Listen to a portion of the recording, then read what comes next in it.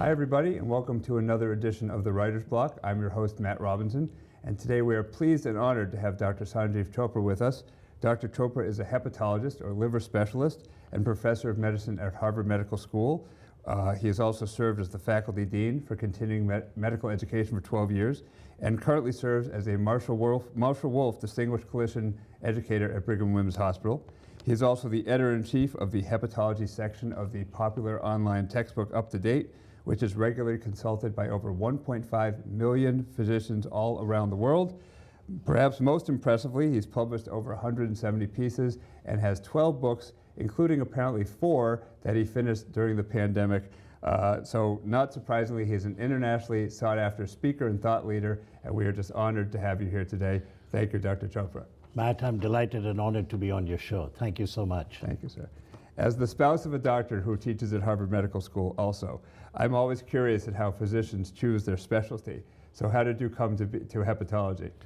So hepatology is liver disease, and I was fascinated by the liver even when I was a medical student at the All India Institute of Medical Sciences in New Delhi. The liver is the only organ that can fully regenerate. Actually, I should correct that. It's the only visceral organ that can fully regenerate. The skin also regenerates. There's an amazing story in ancient Greek mythology about Prometheus, who had stolen fire from the god Zeus to give it to the people. And the god was incensed, and he chained him to a rock, and the vulture would come and devour his liver, but he wouldn't die because the liver would regenerate. About 10% of liver transplants we do now in our country are from a live donor. A sibling, a spouse, a good friend, a neighbor can donate the entire right lobe, which is 60% of the liver volume. It works in the person who's dying of liver disease. And the person who donates, when you do CAT scans over the next year, you can see the void fill up to the right rib cage. Pretty remarkable. It is pretty remarkable. Yeah. What have been some of your most profound findings during your long and storied career? Lots of. When I went into hepatology, there wasn't much in the way of treatment. And if you had to distinguish medical from surgical jaundice, so medical meaning you can treat it with the medication, and surgical means you have to do surgery, we would give the patients steroids, prednisone. They got better. Aha, it's medical. Now in retrospect, we realize if they had alcoholic hepatitis or a condition called autoimmune hepatitis, then they got better because steroids is often the treatment. And now we have treatments for virtually every liver disease. The dominant liver disease in our country and worldwide is non-alcoholic fatty liver disease. So it's called non-alcoholic fatty liver disease because under the microscope, it looks just like alcoholic hepatitis. But these people are not drinking.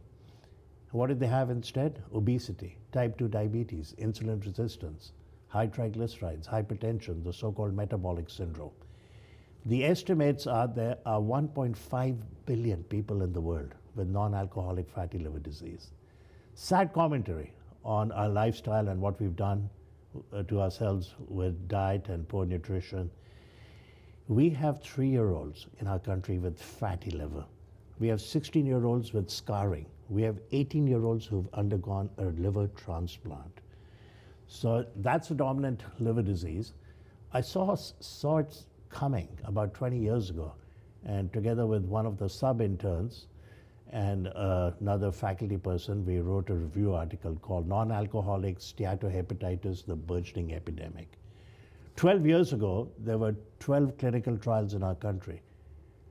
And every smart hepatologist in academic centers is now studying it. This year, we have more than 450 clinical trials on non-alcoholic fatty liver disease. Wow. So we'll get some more insight in the years to come. That's quite a testament. So speaking of your storied career, your books range greatly in topic. How do you pick, of your obviously many ideas, how do you pick which one to pursue to that extent? So when I became the faculty dean for continuing medical education, it was an amazing leadership position. And I started to read everything about leadership. And then my colleagues, we had a little committee of 8, 9 incredible faculty members through Harvard Medical School. And I would direct courses around the country called Current Clinical Issues in Primary Care. We did it in Baltimore, Our academic partner was Johns Hopkins, in Anaheim, UCLA, and so on. Each of these conferences attracted 2,500, 3,000 to 7,000 clinicians in Anaheim. And my group said to me, Sanjiv, you should give a talk on leadership. You're in a leadership position. And so I developed a talk. When I fly, I don't watch movies. I meditate a little bit and then I write. And so I wrote that book. And that led to many other books. That became a keynote. That book is called Leadership by Example, the 10 Key Principles of All Great Leaders. So I'm always constantly thinking about what books to write. And I've been fortunate enough to have carved out a parallel second career in speaking and writing. And most recently, during COVID lockdown, because I was grounded. The previous year I'd been to 10 countries. When COVID hit in March, I'd been to 3 countries. And now I'm teaching by Zoom. All my talks, courses, keynotes are postponed. So much time. So I reached out to a brilliant friend of mine, Martin Abramson, Associate Professor of Medicine at Harvard Medical School. He and I direct the CME division for the Department of Medicine at the Beth Israel Deaconess. And I've been telling him for 10 years, Martin, you got to write a book on diabetes for the lay public. Oh, there are other books around. His wife would say, Morty, listen to Sanjiv. So 21st of March, I called him. I said, come on, let's write a book. We're both grounded. And we used Starleaf. So we came up with 25 chapters.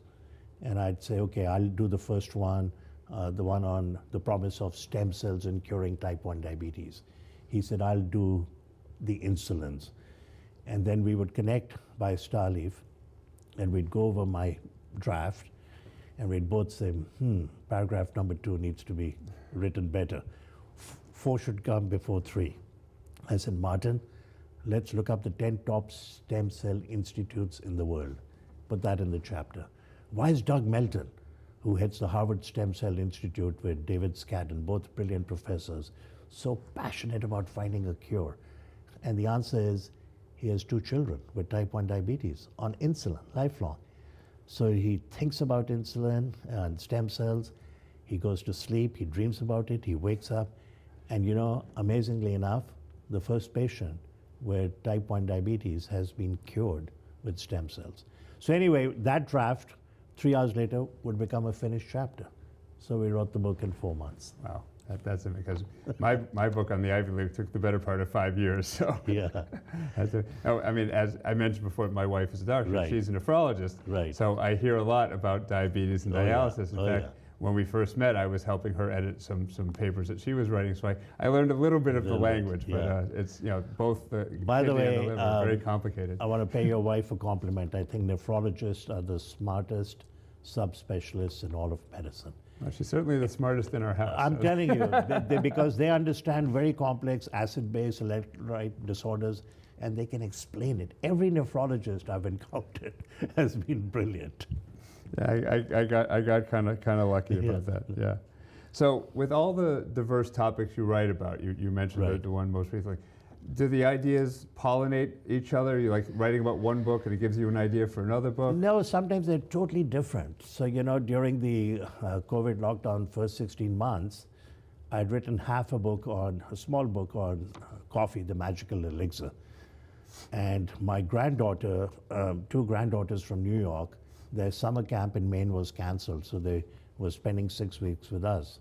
We said, come to our home. We have a tennis court, and you can go to Walden Pond, and you can take golf lessons and do baking. So I turned to Anya. She was 16 years of age then, 16 and a half. I said, Anya, how fast do you type? Nana, maternal grandfather. I'm a speed typist. I said, what does that mean? She said, 120 words a minute. I said, wow, I need about 25 hours. I'm going to dictate, you're going to type, but there are 2 stipulations. She said, what? I said, number 1, you won't understand a lot of the terms. Cirrhosis, type 1, type 2 diabetes, microbiome. You have to ask me what it means. It'll improve your scientific knowledge. She said, oh, I like that. And then I said, number 2, I'm going to pay you a handsome grandfather hourly wage. No, you don't have to do that. At the end of every session, I would hug her, thank her, take an envelope, seal it, put some money in it. I love you. She made good money. And then she went back to New York, and I said, oh, we forgot something. I need an index. Can you develop one?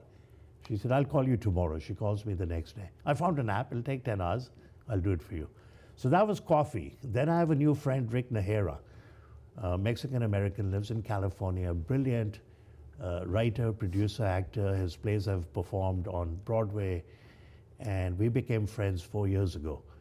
I was giving a keynote in Puerto Vallarta, Mexico, to 200 inspired Latina women, and he was a speaker, and we gelled, and we would talk once a week, every 10 days, and he says, I want to work with you. So I said, okay, Rick, let's write a book. You speak and write, I speak and write. So it's called Ignite the Fire Within, Master Your Speaking and Writing. And then the diabetes book that I wrote with Martin Abramson. But one of the books I'm really looking forward to getting published was suggested by my literary agent, Amanda Annis, brilliant young lady, Trident Media, 3-story building in New York. And she said, you know, you've carved out an amazing parallel career. Physicians can go, be clinicians, researchers, CEOs, authors, speakers, innovators, public health. Write a book about that. So I recruited a junior colleague, Pankaj Vij, primary care physician in California. He's written a book already. And I said, Pankaj, you and I'll write this book. It's going to be called Letters to Young Doctors. How you can go into the medical profession and achieve all these other parallel or alternate careers. In the public health, of course, I talk about Paul Farmer, iconic figure, perhaps one of the greatest humanitarians of our time. And he started Partners in Healthcare with Jim Kim. They were classmates at Harvard Medical School. And I'm just saying this matter-of-factly. They gave me the Excellence in Teaching Award for being their best teacher for 4 years. So I got to know them. And Jim would say to me, Paul and I are brothers. We love each other. We fight all the time. We happen to be from different mothers. He became the president of Dartmouth at age 49. Then he was tapped by President Obama to lead the World Bank. He left Partners in Healthcare after 17 years. Paul Farmer continued, and he got amazing awards, MacArthur Genius Award, another award worth 1.2 million, plowed everything into his foundation. He was a saint. So I sent him the manuscript about a year ago, 10 months ago, and I said, Paul, you're doing God's work. I hate to intrude on your time. You know, he has provided the most seminal care for the poorest of the poor in Haiti, in Rwanda, in Russian prisons, patients with multi-drug resistant TB, Peru, Native American reservations, really a saint. And I said, but if you have time, read the manuscript, and if you like it, endorse it. Sanjiv, I'll get it back to you in 4 weeks. 4 weeks later, he sent me an amazing endorsement. I had tears in my eyes. It is like poetry, but it's also a little prophetic. He talks about mortality. February 21st of this year, he sees patients all day in Rwanda, goes to sleep, and dies of a heart attack.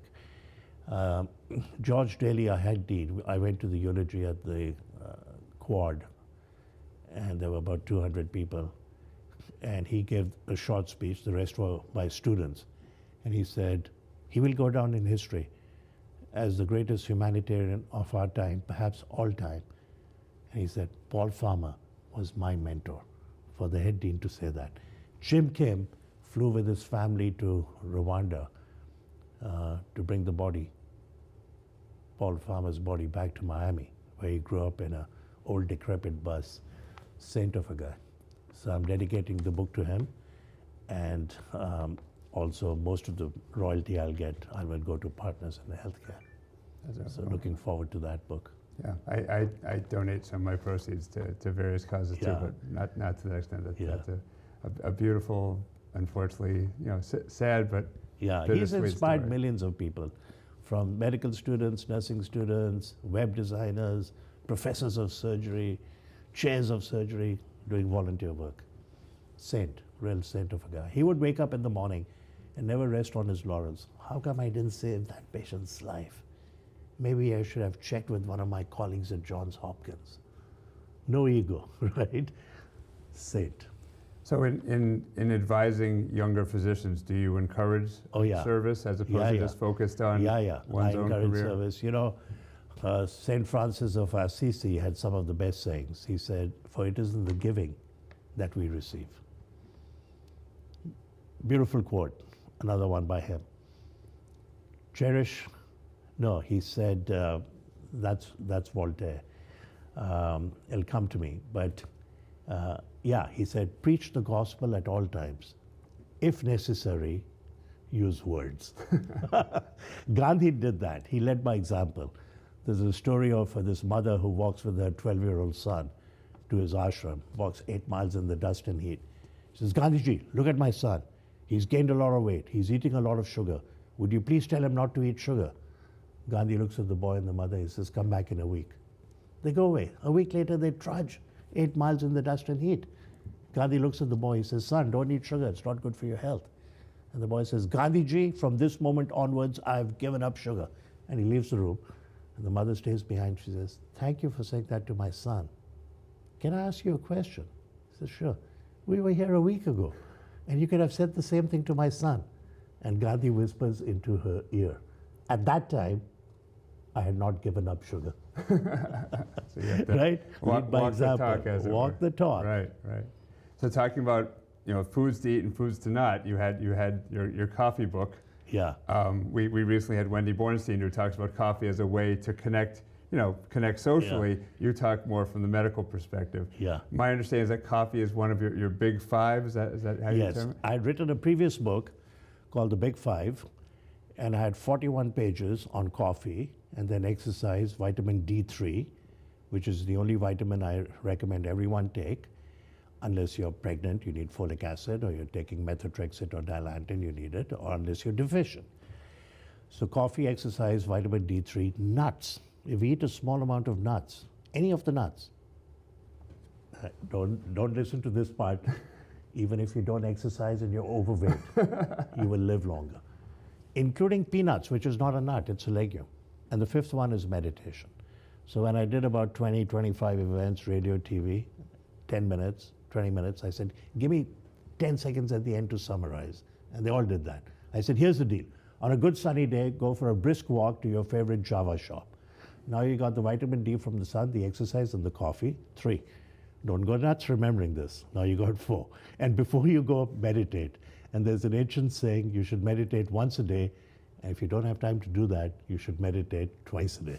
And they all remembered it. But since that book, 5, 6 years ago, more and more research on coffee. So I decided to write a book on coffee. Out of all the trends and fads, how did you come to those 5? Those are the 5 for which there's scientific evidence to back, published in good journals. Now, I do mention at the end sleep. That's very, very important for us, for our immune system. So they're really 6, but I called it the big 5. Is meditation and sleep, or No, totally different. Totally different. Okay, all right. So coffee and sleep don't always go together. So I guess the timing is everything. Very good. I drink up to 4 cups of coffee a day, regular coffee. But I have had them by 4 p.m. If I drink at 5 p.m., I'll probably be wide awake all night. But I have dear friends, Paul Rufo and Nancy Power, couple that we've been friends for more than 30 years. And we go out for dinner, and then the wait person comes. "Anyone want coffee?" They go, "Double espresso." And they can go to sleep. So I won't even try decaf, because who knows? Maybe they're not giving you decaf, they're giving you regular. I thought you'd be up all night, and that was when you did your writing. No, I actually wake up very, very early in the morning. I wake up at 4:30, I meditate, I get ready, and then I'm ready to launch. Whether it's a weekend, long weekend, I'm ready to go out, and I usually meet a good friend of mine, Venkat Srinivasan, who's a serial entrepreneur, big-time philanthropist, that I met 10 years, 12 years ago at a coffee shop. We would arrive at the same time. Everybody would smile. I said, "Hey, why don't we introduce ourselves?" And we became best friends. So I have coffee with him 3 times a week. That sounds much like Yeah. what Wendy was talking about. Yeah. Coffee as the connector. Yeah, social fabric connector. Yeah. I was asked recently on, I don't know if you know Nicole Estefan, award-winning producer from Channel 5 Chronicle, and she'd interviewed me before. And she said, I'm doing a show on coffee. Are you interested? I said, Nicole, I wrote a book on coffee. So she came and interviewed me. She interviewed 10 other people. I'm at the start, but also at the end of the show. Says, final question, Sanjiv. What's the best way to drink coffee? I was just going to ask. I said, Nicole, the best way to drink coffee is to drink coffee with a friend. That went viral. Then I said, now I'll give you the scientific answer. So the studies show that you can drink coffee no matter what kind. There's a study in the Annals of Internal Medicine, more than 500,000 subjects, 10 European countries. They drink the coffee differently, they make it differently, lower total and cause-specific mortality in men and women. There's a new study, even instant coffee. Now I say you should drink really good organic coffee, because if you do that, it may be healthier, but more importantly, you'll enjoy it. So it'll be easier for you to get to those 3 to 4 cups. You know, Matt, there's an amazing study recently. Because I talk about it, all my colleagues around the country will send me, Sanjiv, you've probably seen this article, but in case you missed it. So the former chief of hematology and oncology, Lowell Schnipper at the Beth Israel, tenured professor, brilliant man, sends me an article. JAMA, Journal of the American Medical Association, Oncology. Patients with advanced metastatic colon cancer who drink coffee, including decaf coffee, have improved disease-free survival. Wow. And dose-dependent, which adds credibility. So my take is that inflammation is the enemy, whether it's COVID, heart disease, whether it's liver disease, obesity, diabetes, kidney disease. Coffee drinkers have the lowest levels of something called CRP, C-reactive protein, marker of inflammation. Tumor necrosis factor alpha, marker of inflammation. It dampens inflammation. So drink coffee. And if you can't drink regular, drink decaf. It's not as robust, but it's not the caffeine. So at the end of my shoelace, I have a piece of plastic. At the end of our chromosomes, we have something called telomeres, right? And the discovery and work on telomeres and telomerase led to the awardment of the Nobel Prize in Physiology or Medicine in 2009. And one of the recipients, brilliant Australian scientist, Elizabeth Blackburn, I believe she heads the Scripps Institute now in California, was one of the recipients. And here's the most amazing study. So who has shortened telomeres? And by inference, they're not going to live that long, maybe 8, 10 years less than people with normal size average telomeres. Mothers of chronically severely disabled children. Stress.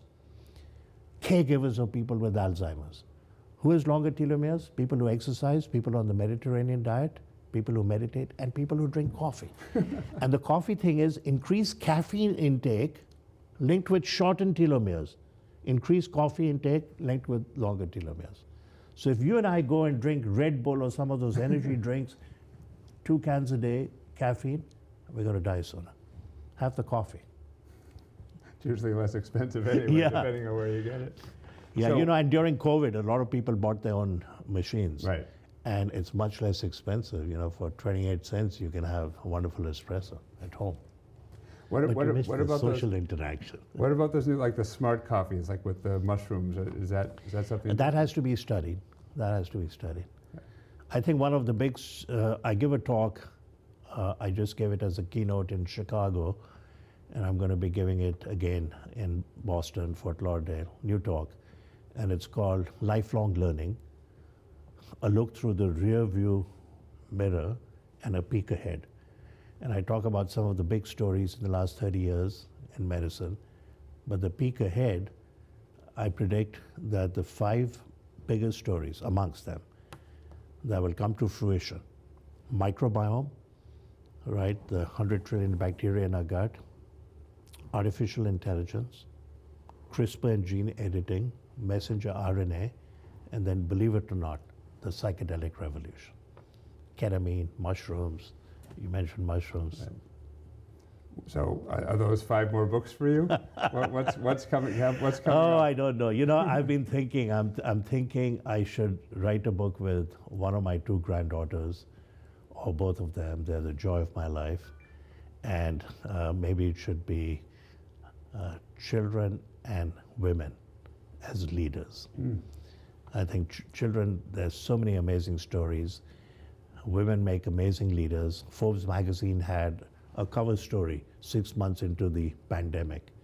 7 photographs of leaders around the world, all women. One of them, Jacinda Ardern, Prime Minister of New Zealand. She's been nominated for the Nobel Peace Prize 2 years ago. She didn't get it. She'll get it. She's 42 now. She's honoring the indigenous Maori tribe. She is proposing a 4-day work week. Many studies in large corporations show that people are more productive in 4 days than in 5 days. They had the mass shooting by an Australian in New Zealand. Within 3 months, she worked with the opposition, changed the gun laws. She is investing for a country of 4 million people, $2 billion to address mental health challenges in children. Saying, don't let them get up to 18, 19, 20 and get into trouble. Training parents, psychologists, teachers, amazing, amazing lady.